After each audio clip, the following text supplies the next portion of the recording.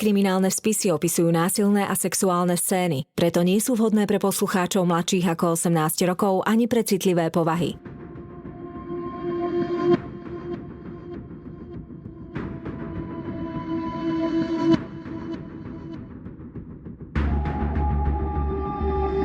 Spáchali ťažký zločin a pred spravodlivosťou sa im nepodarilo skryť. Na ich prípadoch pracovali len tí najlepší vyšetrovatelia. Každý z nich má v policajnom archíve svoj spis.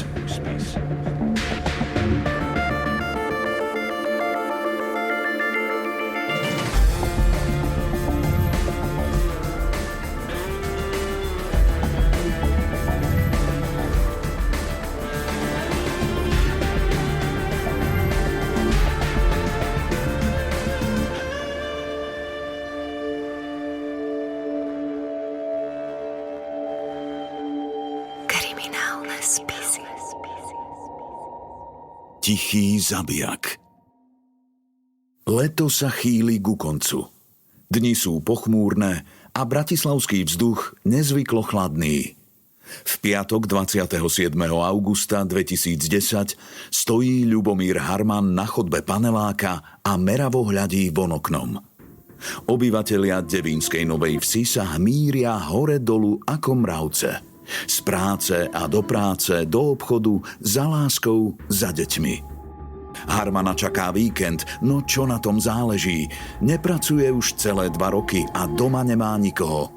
Po víkende pondelok a po ňom ďalší mizerný týždeň na rovnakom mieste, v rovnakom byte.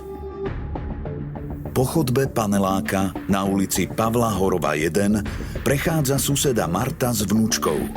Harman nevníma ich kroky, pohľady, báni buchnutie dverí. Marta sa bledého, chudého Harmana zľakne. Stojí tam ako vosková figurína. Za celé roky sa jej síce ani len nepozdravil, no tentokrát jej po chrbte prebehne mráz. Niečo nie je v poriadku. Schyľuje sa k jednému z najkrvavejších dní v novších dejinách Slovenska. Klepanie na radiátor, brechajúci pes, hlučný alkoholik či naštvaná domovníčka.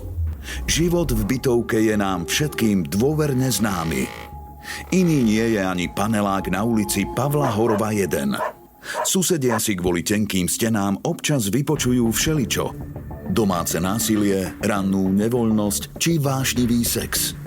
Byt 48-ročného Ľubomíra Harmana bol však vždy nezvyklo tichý. Susedia u neho nikdy nepočuli dámsku či pánsku návštevu a spoločenský život mu bol cudzí. Akoby medzi ním a vonkajším svetom chýbalo akési ohnívko, ktoré ostatní mali. V priebehu dlhých rokov v bytovke si ho postupne prestali všímať. Bol pre nich len neškodný podivín odvedľa. Nikto z nich vtedy ešte netušil, že práve Harman prevráti pokojné životy v Devínskej Novej Vsi na ruby. Bol tichý, nekonfliktný, taká šedá myš, taký sused, ktorého si možno ani nevšimneme. Bol to človek v strednom veku, bez rodiny, osamelý a nezamestnaný, čiže dobrovoľne vlastne sa ako keby sociálne izoloval. A to je také veľmi ako keby dôležité v tom jeho živote, lebo predtým vlastne v tých štruktúrach, ktorých fungoval, že chodil do školy, chodil do nejakého streleckého klubu a pracoval, tak vlastne ako keby v tom systéme fungoval. Ale potom zrazu bez vlastne akéhokoľvek dôvodu dal výpoveď a zostal vlastne ako keby sám, úplne sám, izoloval sa. A nie je to jedno, že či je človek sám a funguje ako keby v nejakom fungujúcom systéme, ale keď sa vlastne dobrovoľne z neho izoluje, tak vlastne sa stáva, že sa uzatvára a tam si nemusíme všimnúť, že sa uzatvára ako keby do takého svojho nejakého vnútorného sveta, do nejakého svojho vlastne nereálneho vnútorného života.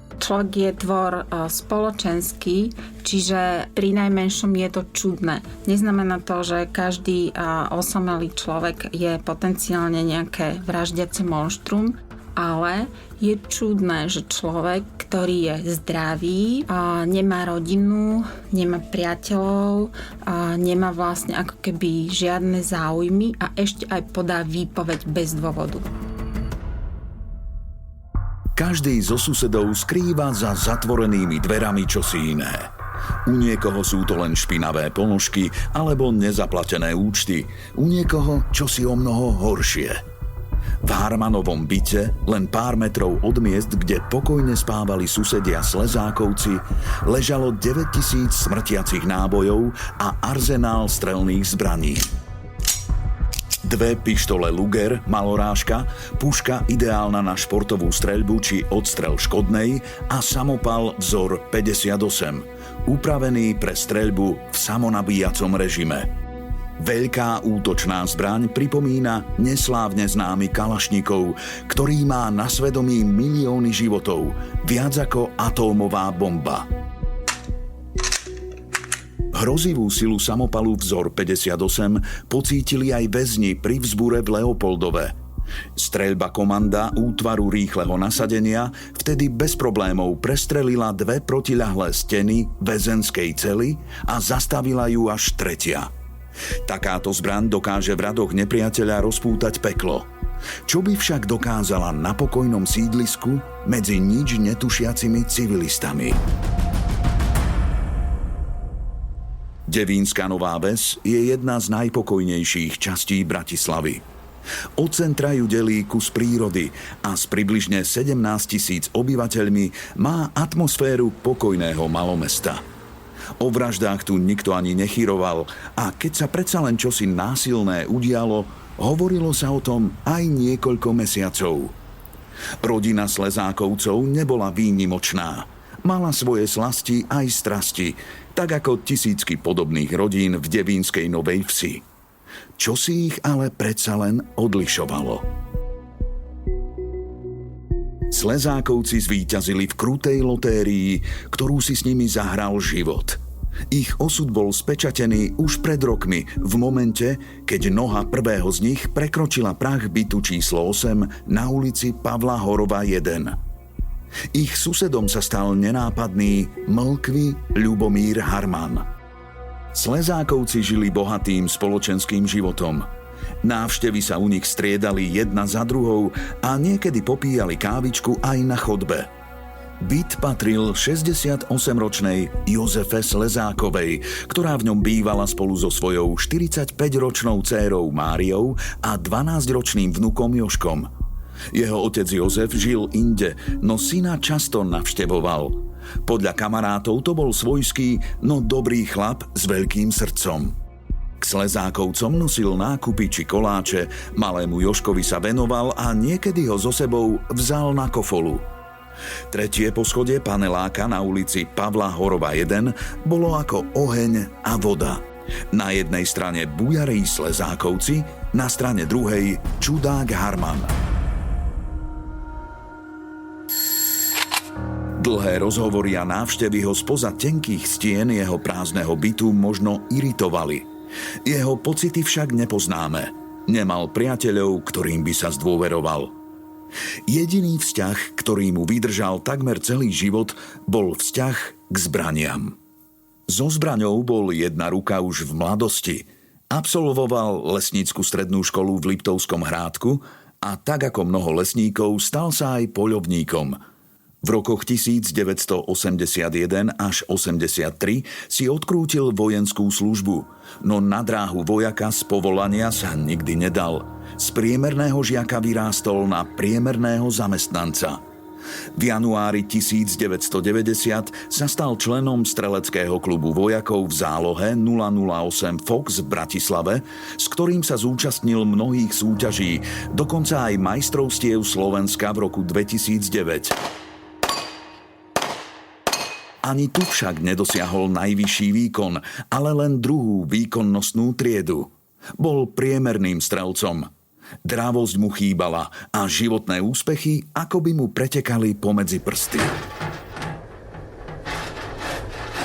Kolegovia z teplárne si ho pamätajú ako seriózneho, málo vravného kúriča, ktorý si svoju prácu robil dobre, no o osobnom živote nerozprával. Nikdy sa nerozčuľoval, nehádal, rozhodne nebudil dojem krvilačnej beštie. Dovolenku si vyberal len na strelecké súťaže, iné záujmy nemal. Nikomu by nenapadlo, že práve jeho meno budú skloňovať spravodajské kanály po celom svete. Kriminálne spisy. Po 20 rokoch v teplárni dal výpoveď, no dôvody svojmu nadriadenému neoznámil. Prerušil už aj tak slabé sociálne kontakty a uzatváral sa stále hlbšie do svojho sveta. Hoci žil asketicky, dávka v hmotnej núdzi 118 eur mesačne na mnohé nevystačila. V roku 2010 sa Harman zúčastnil už len jednej súťaže a veľmi výrazne obmedzil aj tréningy. Z jeho života tak postupne vymizli aj posledné putá s okolitou realitou. Práca, pravidelný režim, záujmy, priatelia. Všetko to, čo drží ľudí nohami pevne na zemi, v jeho živote chýbalo. Okolitý svet akoby ním nedokázal nijako pohnúť.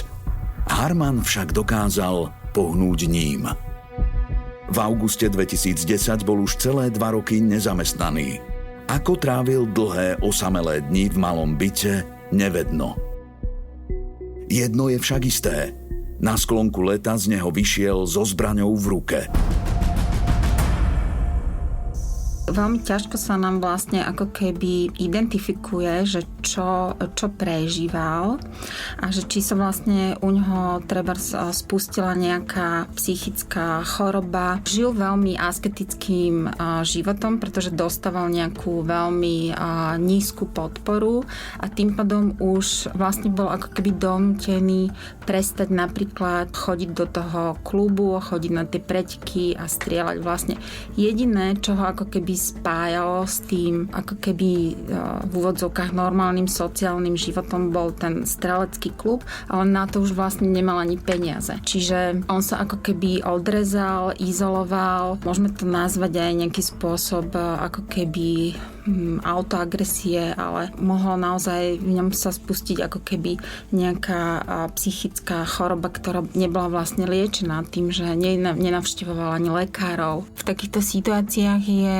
veľa faktorov, ktoré zohrávajú úlohu, prečo sa to alebo ono stane. A ťažko môžeme ako keby ovplyvniť všetky tie veci, ktoré sa udejú. Je vlastne veľmi ťažké predpovedať, že tento človek bude taký alebo onaký takto a takto sa bude správať o 2-3 roky, ale teda naozaj také rizikové faktory sú, ak sa teda človek, ktorý je zdravý, pri fyzickej sile, dobrovoľne sám izoluje zo sociálneho kontaktu, ako keby výstupí a sám sa ako keby uzatvára a nemá ani minimálny nejaký sociálny kontakt v tej spoločnosti. To znamená, že ako keby sám dobrovoľne z toho systému spoločenského výstupí a niekedy sa môže teda stať, že už ako keby návratu nie je späť a on ten systém potom ako keby ani nejakým spôsobom nerešpektuje, neuznáva a teda môže byť jeho narušiteľom. Pondelok 30. august 2010. Devínska Nová Ves sa prebúdza do šedivého, chladného rána. Už neprší, no cez ťažké mračná nevidno ani kúsok oblohy. Na mokrých chodníkoch sa odrážajú svetlá okolo idúcich aut a ľudia začínajú vyťahovať jesenné bundy. Je pondelok. Väčšina dospelých cestuje do práce. Deti sa snažia ukoristiť posledné záblesky letných prázdnin. 50-tnička Ružena stojí v rade pri pokladni v miestnych potravinách. Ešte nevie, že platí svoj posledný nákup. Ružena je druhou dcérou Jozefíny, majiteľky bytu číslo 8 v paneláku Pavla Horoba 1. So Slezákovcami nežije, no často ich navštevuje ako aj dnes.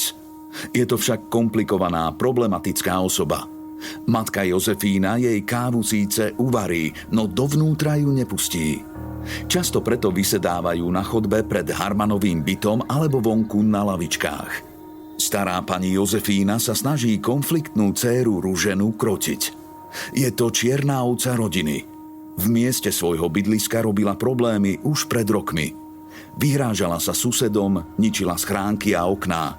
Niekoľkokrát boli Ružena s dcérou Michaelou zadržané a predvedené na oddelenie za účelom vysvetlenia svojho správania.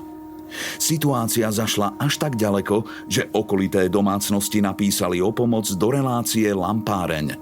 Ruženu vysťahovali a ona na istý čas odišla žiť do Veľkej Británie.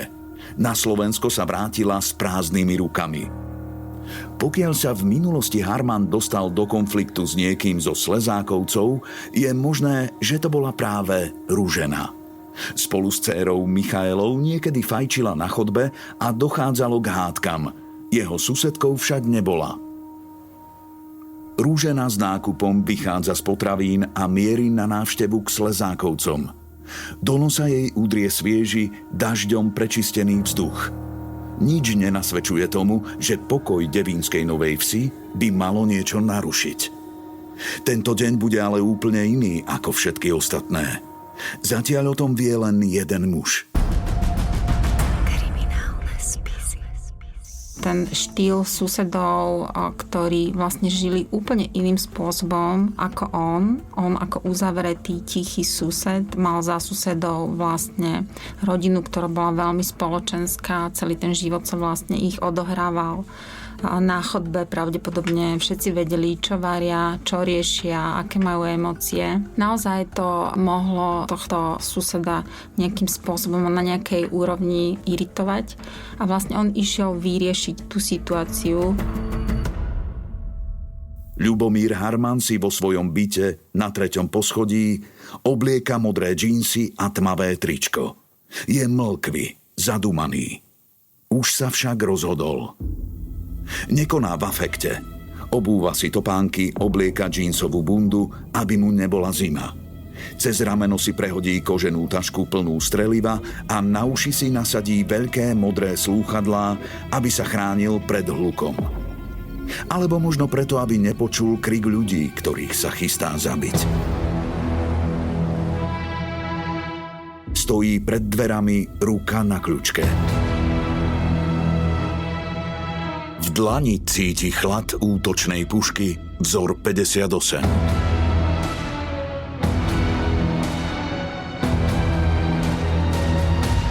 Je čas. 9 hodín 30 minút. Pred bytovkou postáva dôchodca Vincent. Všimol si robotníkov, ktorí na budove menia okná. Pôvodné kúsky sú stále dosť kvalitné a jemu by sa hodili. Chce preto robotníkov počkať a poprosiť ich, aby mu okná priviezli. K vchodu prichádza Jozef, otec 12-ročného Jožka. Keď uvidí kamaráta Vincenta, zapáli si cigaretku a niekoľko minút mu robí spoločnosť. Až potom zazvoní k Slezákovcom do bytu číslo 8, aby mu otvorili. Po zuby ozbrojený Ľubomír Harman medzitým vychádza na chodbu, kde stretne Ruženu. Neváha, dvakrát vystrelí. Guľky minú cieľ, zavrtajú sa do steny. Vydesenej Ružene sa podarí uniknúť do bytu matky Jozefíny. Zároveň tak otvára cestu aj nebezpečnému Votrelcovi. 5 členov rodiny sa ocitá v maličkom byte s nebezpečným strelcom. Napriek šoku bojujú ako levy. Proti Harmanovi letí stôl a obraz. Barikáda mu však nezabráni pokračovať hlbšie do bytu. Skúsenou rukou a bez citu strieľa Slezákovcov ako na jatkách. 27-ročný Stano zomiera deň pred svojimi narodeninami. Ružena a jej matka zostanú ležať na zemi v kaluži krvi. Samopal s dostrelom takmer 3 kilometre po sebe zanecháva devastačné zranenia. Harman však nenecháva nič na náhodu. Zraneným uštedrí aj ranu istoty. Priestor sa plní dymom, vzduchom lietajú kúsky steny. Po projektiloch, ktoré netrafia svoj cieľ, zostávajú v múroch diery veľké ako pesť. Druhá dcéra Mária sa schováva v kúpeľni. Zrejme chce ochrániť syna Jožka. Jeho smrť už neuvidí. Jej telo padá na zem ako prvé. Vrah nemá zmilovanie ani nad 12-ročným chlapcom. Dve prepletené telá zostanú bez pohybu ležať na chladnej podlahe. O úniku nie je ani reči. Pár sekúnd a je po všetkom. Jedinými svedkami masakra zostali rodinné fotky a obrázky svätých na stenách. V byte, ktorý býval vždy plný vravy a života, zavládne ticho. Z 25 rán len 4 nezasiahli človeka. Z prestreleného radiátora vyteká na žlté linoleum voda. Mieša sa s krvou a neskôr vytopí susedov o poschodie nižšie. Mŕtvolného zápachu sa nezbavia celé mesiace. Ak by boli motívom masakra susedské vzťahy, Harmanové besnenie by tu zrejme skončilo. Jeho nenávisť však siahala o mnoho ďalej. Smrť jednej rodiny ju nedokázala ukojiť. Je 9:45 a celá bytovka je na nohách. Streľba doznieva a susedia zisťujú, čo sa deje. Vykúkajú na chodbu, siahajú po telefónoch. Jeden muž bojuje o život. Jozef zrejme vyrušil Harmana pri vraždení. Útočník stihne otca malého Jožka postreliť. Ten berie nohy na ramená a z posledných síl šprintuje smerom von z paneláka. Z plných pľúc kričí, že so Slezákovcami nemá nič spoločné. Harman ho prenasleduje ako lovecký pes. Cestou jačí na susedky, aby zatvorili dvere a zaliezli späť do svojich bytov. Na jednu z nich zvreskne, že ak to neurobí, odstrelí jej hlavu. Vonku zatiaľ ešte stále vládne pokojné ráno. Nič netušiaci Vincent vyčkáva robotníkov, aby si od nich vypýtal okná. Streľbu nepočuje. Vchodové dvere sa zrazu rozletia a vonku sa vyrúti Jozef. Spadne hneď na zem, kričí ako zmyslov zbavený a prosí Vincenta, aby zavolal sanitku a políciu. Vincent nerozumie, čo sa deje. S kamarátom ešte pred pár minútami pokojne diskutoval pri cigarete. Požiada však okolo idúcu ženu s mobilom, aby vytočila linku 112. O 9:45 minúte príjme operačné stredisko prvú správu o incidente v Devínskej Novej Vsi. Vincent sa zatiaľ pokúša privolať blízku policajnú hliadku, no tá si ho buď nevšimne, alebo ignoruje. Jozef ešte stále kričí a konečne povie aj to najpodstatnejšie, že v paneláku sa strieľa. V rovnakom momente však už z budovy vychádza vrah. Harman si to namierí rovno k Jozefovi. Jozef sa z posledných síl vyškriabe na nohy. Skrie sa za Vincenta, drží ho okolo pása a snaží sa vyhnúť zornému poľu vraha. Ten strieľa do vzduchu okolo dvoch mužov, hrá sa s nimi ako mačka. Po chvíli ho to prestane baviť. Pristúpi bližšie a Vincentovi položí rozohriatú zbraň na rameno. Jozefa bez ďalších okolkov zastrelí ranou do temena. Dôchodcovi Vincentovi sa z hlasnej rany rovno pri uchu takmer rozletí hlava. Hľadí na vraha ako na zjavenie a sám poriadne nevie, či je ešte nažive. Útočník chladnokrvne rozlišuje, kto sú jeho nepriatelia. Podľa akého kľúča však nevedno. Vincenta napokon nechá žiť a ušetrí aj susedku Martu, ktorá sa spolu s 5-ročnou vnúčkou práve vracia z nákupu. Vyvraždenie rodiny Slezákovcov mu však nestačí. Zbraň obráti voči ľuďom, ktorých vôbec nepozná. Vníma ich ako hrozbu? Chce si na nich vybiť nenávisť? Alebo sa jednoducho rozhodol hrať na Boha? Vieme len jedno. Harman začne strieľať po všetkom, čo sa hýbe. Škôlka, balkóny, autá, dospelí, dôchodcovia, deti. Myslím, že už naozaj to boli také, že ako keby náhodné rozhodnutia, ktoré sa naozaj môžeme len domnievať, že prečo ušetril pani s vnúčkou. Možno mu niekoho pripomenula, alebo ušetril to dieťa, ale potom zase iné dieťa neušetril. Čiže skôr to bolo naozaj také to, že náhodný pohyb, náhodné rozhodnutie. Ja by som takémuto páchateľovi už asi veľmi v tom konkrétnom ťažení danom čase a priestore asi veľmi nepripisovala nejaké veľmi racionálne myslenie. Skôr teda by som naozaj povedala, že to bolo emocionálne, náhodné. A samozrejme, že vystrašiť alebo teda vyrušiť, a nie vystrašiť, pretože bol ozbrojený, tak skôr vyrušiť ho môže nejaký pohyb náhodný na nejakom balkóne, ale asi strach nie. Smutný osud postretne 52-ročnú Gabrielu. Vyzrie na balkón, aby zistila, čo sa deje, a od Harmana okamžite utrží fatálnu ranu. Pomoc si už bohužiaľ zavolať nestihne. Partner ju po obede nájde doma mŕtvu. Zranení pribúdajú, pokojné sídlisko sa mení na bojové pole. Harman strieľa po ľuďoch chladnokrvne, ako by boli len terče. Opakovane kontroluje zbraň, aby sa mu neprehriala. Mnohí obyvatelia nerozumejú, čo sa deje, alebo nevedia, ako majú reagovať. Kráčajú do obchodu či na zastávku, idú vyniesť smeti, myslia si, že počujú len petardy. Ako neskôr dosvedčí očitá svedkyňa, jeden muž dokonca vystúpi z auta, aby sa Harmana opýtal, prečo strieľa. Boxer a futbalista Andrej vyjde na balkón v trenírkach, chce len skontrolovať počasie. Harman ho zasiahne rovno do hrudníka. Projektil vyjde von cez chrbát a pľúca mladého muža zaleje krv. Rana je takmer iste fatálna, má však šťastie. Začuje húkanie sanitky a do žíl mu začne prúdiť adrenalín. Skôr než stratí vedomie, stihne sa vypotácať z paneláka k blízkej záchranke. Z umelého spánku sa prebudí až po 4 dňoch. Život síce nestratí, no zostanú mu trvalé následky a invalidný dôchodok.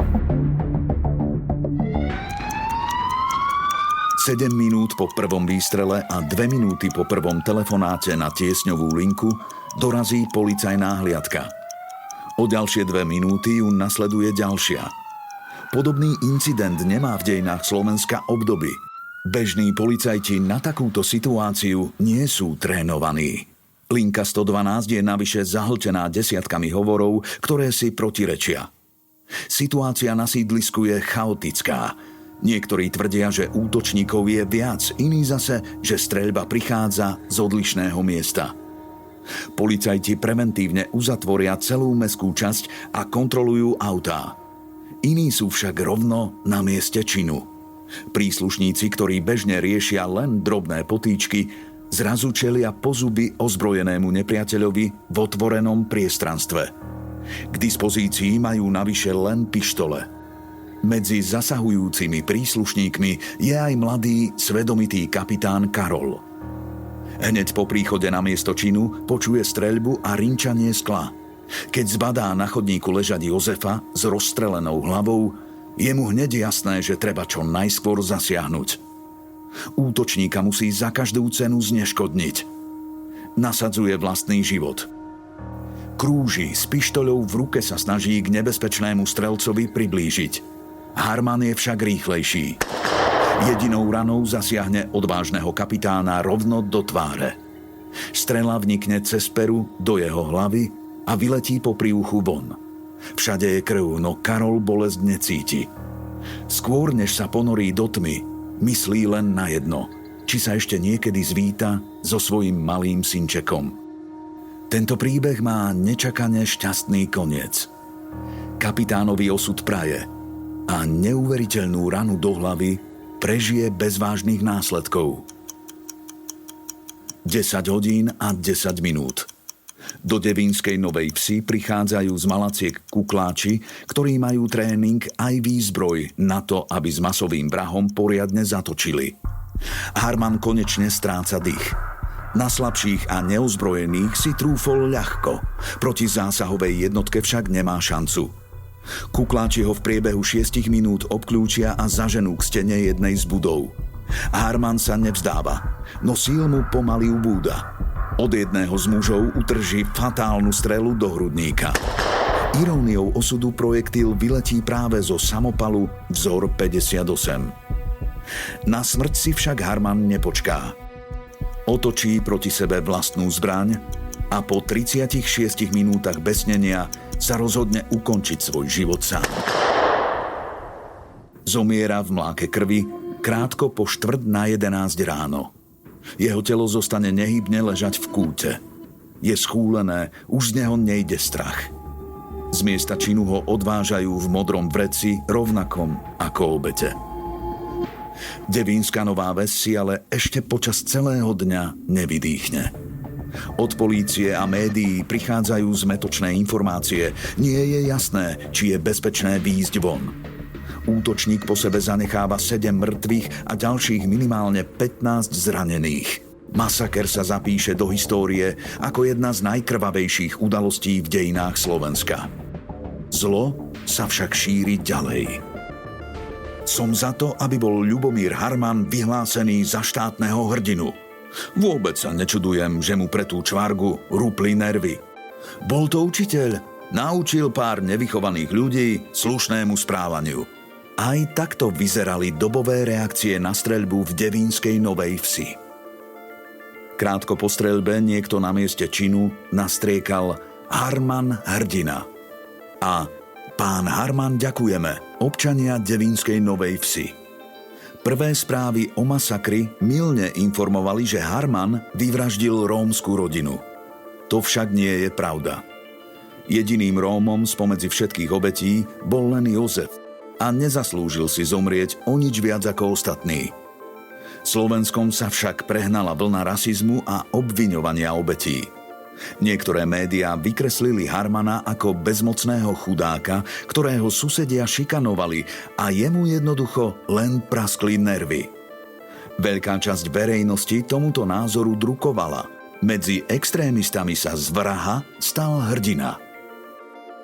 Počas párty v bare Bonano, na ktorej boli sudcovia z Najvyššieho súdu aj námestník generálnej prokuratúry, mal jeden z hostí, významný právnik, na ušiach modré slúchadlá a v rukách model samopalu, aby pripomínal Ľubomíra Harmana. Žarty na tému tragického dňa neboli sveté bežným ľuďom, politikom ani sudcom. Streľba v devínskej Novej Vsi mala aj legislatívnu dohru. Ministerstvo vnútra predložilo návrh, vďaka ktorému sa dnes držitelia zbraní musia pravidelne podrobovať psychologickým testom. Bežní policajti, ktorí mali v minulosti k dispozícii len pištole, dostali do rúk útočné pušky. Dvaja z nich si neskôr zabudli nové nebezpečné zbrane na benzínovej pumpe a na streche vozidla.